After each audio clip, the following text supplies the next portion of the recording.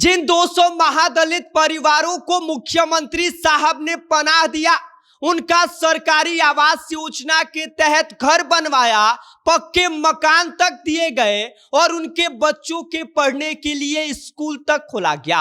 और अब उन्हीं 200 महादलित परिवारों को उजाड़ने के लिए सरकार बुलडोजर भेज रही है और सरकार अब ये कह रही है कि ये लोग अतिक्रमण करके बसे हैं, इसीलिए इनको हटाया जा रहा है।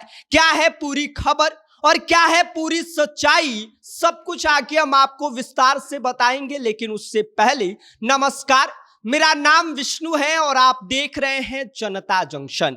जिस जमीन पर कभी सरकार ने छत दी, आज उसी जमीन पर सरकार बुलडोजर लेकर खड़ी है। कहानी है बेगूसराय के जय मंगलागढ़ की, जहां पनाह अब अतिक्रमण कहलाने लगा है। सुबह की धूप काबड़ झील के पानी पर चमकती है, पर जय मंगलागढ़ की गलियों में अब पूरी तरह से डर का छाया पसरा हुआ है। करीब 200 महादलित परिवार जो सालों से यहां बसे हैं, आज उनको सरकार की तरफ से नोटिस थमा दिया गया है और यह कहा गया है कि घर खाली करो। पर विडंबना देखिए कि अब वो परिवार है जिन्हें कभी मुख्यमंत्री विंदेश्वरी दुबे ने पनाह दिया था और ये कहा था कि आप लोग रहिए। सरकारी आवास योजना के तहत पक्के मकान बनवाए गए थे, उनके बच्चों के पढ़ने के लिए स्कूल तक खोले गए थे और अब ये कहा जा रहा है कि ये लोग अतिक्रमणकारी हैं। जय मंगलागढ़ कोई नई बस्ती नहीं है। वहां के स्थानीय लोगों का यह कहना है कि उनके पूर्वजों ने जंगल काटकर पानी की धाराओं पर पुल बनाकर यहां से अपने जीवन की शुरुआत की थी। इतना ही नहीं, इतिहास भी दस्तावेजों में दर्ज है कि 1948 में 40 परिवारों को जमीन का पर्चा मिला था। 1984 में गुच्छा योजना के तहत 64 घर बनाए गए थे और तब के तत्कालीन मुख्यमंत्री विंदेश्वरी दुबे ने इसका खुद उद्घाटन किया था। शिलापट लगाया गया था जो अब गायब हो गया है। इसके बाद 200 से ज्यादा परिवारों को सरकारी योजना के तहत घर मिले थे। तो अब यह सवाल उठता है कि अगर यह पूरी बस्ती अतिक्रमण में बनाई गई है तो यहां सरकारी हाई स्कूल कैसे खुल गया, आंगनवाड़ी केंद्र कैसे बन गया।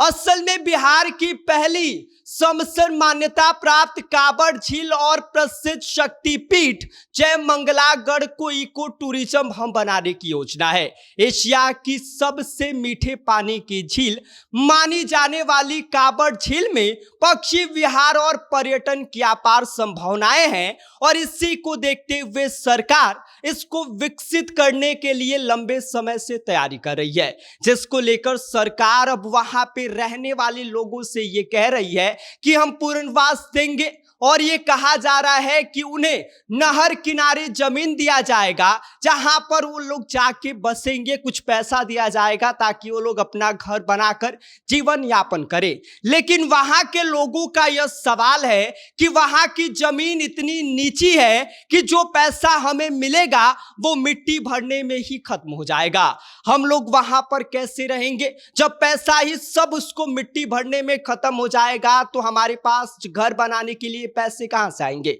यहां के लोग नाव चलाते हैं, मंदिर के पास दुकान चलाते हैं और यहीं से उनका जीवन यापन होता है। पर उन लोगों का यह कहना है कि यहां से हमारा घर उजड़ा तो सब कुछ उजड़ जाएगा। उन लोगों को इस बात का इतना डर है कि उनके बच्चे बीमार पड़ रहे हैं, बुजुर्गों ने खाना खाना छोड़ दिया है और लोग ये कह रहे हैं कि घर खाली हम नहीं करेंगे, अगर हटाना है तो इससे पहले हमें गंगा में फेंक दो। करीब 4000 लोग हैं जिनका वोटर, राशन कार्ड सब कल तक ठीक था और आज ये अतिक्रमणकारी हो गए हैं। ऐसे में सीधा सवाल यह है कि गलत कौन हुआ, लोग या सिस्टम?